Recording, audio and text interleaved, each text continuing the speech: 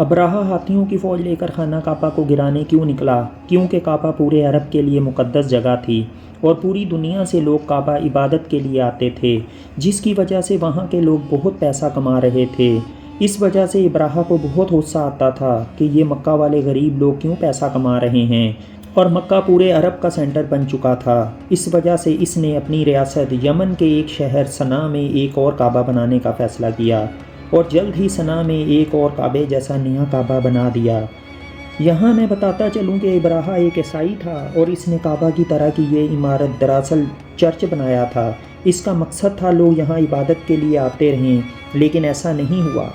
لوگ اصل کعبہ جاتے رہے عبادت کے لیے، اور وہ اور زیادہ غصہ ہوا اور اس نے سوچا کیوں نہ کعبہ پر حملہ کر کے اسے گرا دیا جائے، اسے ختم کر دیا جائے۔ نہ ہی کعبہ رہے گا اور نہ لوگ وہاں عبادت کے لیے جائیں گے، بلکہ وہ سب یہاں آئیں گے۔ یہاں میں یہ بھی بتاتا چلوں کہ ابراہا کوئی خاندانی بادشاہ یا شہزادہ نہیں تھا، بلکہ وہ پہلے ایک غلام تھا اور بہت مکار شخص تھا۔ بس وہ اپنی مکاری اور دھوکہ دہی سے ہی یمن کا بادشاہ بنا تھا۔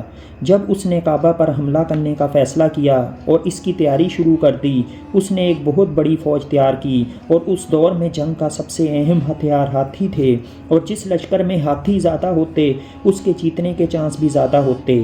اس نے اپنے آس پاس کے علاقوں سے سارے ہاتھی جمع کر لیے، اور اس کے پاس ایک بہت بڑا ہاتھی بھی تھا جو کہ جسامت میں باقی تمام ہاتھیوں سے بہت بڑا اور طاقتور تھا کہ اس سے پہلے لوگوں نے ایسا ہاتھی کبھی نہیں دیکھا تھا۔ اس نے 60,000 فوجیوں کا لشکر تیار کیا، جس میں بہت بڑی تعداد میں ہاتھی بھی تھے، اور کعبہ کا رخ کر لیا۔ اس وقت عرب بہت کمزور تھے اور وہ ابراہا کا مقابلہ نہیں کر سکتے تھے، لیکن پھر بھی کچھ قبیلوں نے مل کر لڑنے کا فیصلہ کیا۔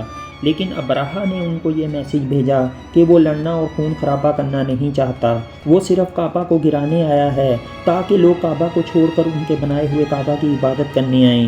وہ آس پاس کے علاقوں کو لوٹتا ہوا کعبہ پہنچا۔ اس نے جو لوٹ مار کی تھی اس میں کچھ اونٹ حضرت عبدالمطلب کے بھی تھے، اور حضرت عبدالمطلب اس وقت مکہ کے سردار تھے۔ اور جب عبدالمطلب کو پتہ چلا تو انہوں نے فیصلہ کیا کہ وہ ابراہا کے پاس جا کر اپنے اونٹ واپس لائیں گے۔ جب وہ ابراہا کے پاس پہنچے اور ان سے اپنے اونٹ واپس مانگے۔ اگر آپ ایسی ہی اسلامی ویڈیوز دیکھنا چاہتے ہیں تو چینل کو سبسکرائب کر لیں اور بیل آئیکن کو دبانا نہ بھولیں تاکہ آنے والی ہر ویڈیو آپ کو بآسانی مل سکے۔ تو وہ پہلے تو ہنس پڑا اور پھر عبدالمطلب سے بولا کہ آپ مکہ کے سردار ہیں، اور میں سمجھا کہ آپ مجھ سے کعبہ گرانے سے منع کریں گے، لیکن آپ نے اس بارے میں کوئی ذکر نہیں کیا، بلکہ آپ اپنے اونٹ مانگ رہے ہیں۔ تو اس کے جواب میں عبدالمطلب نے کہا کہ میں ان اونٹوں کا مالک ہوں اور میں صرف اونٹ لینے آیا ہوں، کعبہ کا بھی ایک مالک ہے اور وہ کعبہ کی حفاظت خود کرے گا۔ تو ابراہا نے ان کے اونٹ واپس کر دیے اور وہ وہاں سے چلے گئے اور ایک پہاڑ پر چڑھ گئے اور اللہ کی بارگاہ میں دعا کی کہ اے اللہ، ہم بہت کمزور ہیں اور تیرے گھر کی حفاظت نہیں کر سکتے، اور تیرے سامنے تو ابراہا کی طاقت کچھ نہیں، لہذا تو اپنے گھر کی حفاظت فرما۔ اور پھر ابراہا کعبہ پر حملے کے لیے آگے بڑھا، لیکن اس کا وہ سب سے بڑا اور طاقتور ہاتھی آگے نہیں بڑھا۔ انہوں نے بہت کوشش کی لیکن کچھ فائدہ نہ ہوا، اور جب وہ ہاتھی کو واپس پیچھے کی طرف لے جاتے وہ اٹھ کھڑا ہوتا اور چلنے لگتا، اور جب مکہ کی طرف لاتے تو وہ بیٹھ جاتا اور ٹس سے مس نہ ہوتا۔ ابراہا غصے میں آ گیا اور باقی ہاتھی اور فوج کو لے کر کعبہ پر حملہ کرنے آگے بڑھا۔ اسی وقت آسمان سے کچھ چھوٹے چھوٹے پرندے نمودار ہوئے اور ان کے منہ میں پتھر تھے، اور انہوں نے ابراہا کی فوج پر حملہ کر دیا۔ انہوں نے وہ پتھر پھینکنے شروع کر دیے، اور وہ پتھر کسی بندوق سے نکلی ہوئی گولی کی طرح کام کرتے، اور دیکھتے ہی دیکھتے ابراہا کی پوری فوج تباہ ہو گئی، اور سارے فوجی اور طاقتور ہاتھی گوشت کے ٹکڑوں میں تبدیل ہو گئے، سوائے ایک اس بڑے ہاتھی کے جس نے حملہ نہیں کیا تھا، وہ بچ گیا۔ ابراہا کی بھی لاش کے ٹکڑے ہو گئے۔ اس طرح ابراہا جیسا خبیث انسان اپنے انجام کو پہنچا، اور اللہ نے اپنے گھر کی حفاظت فرمائی۔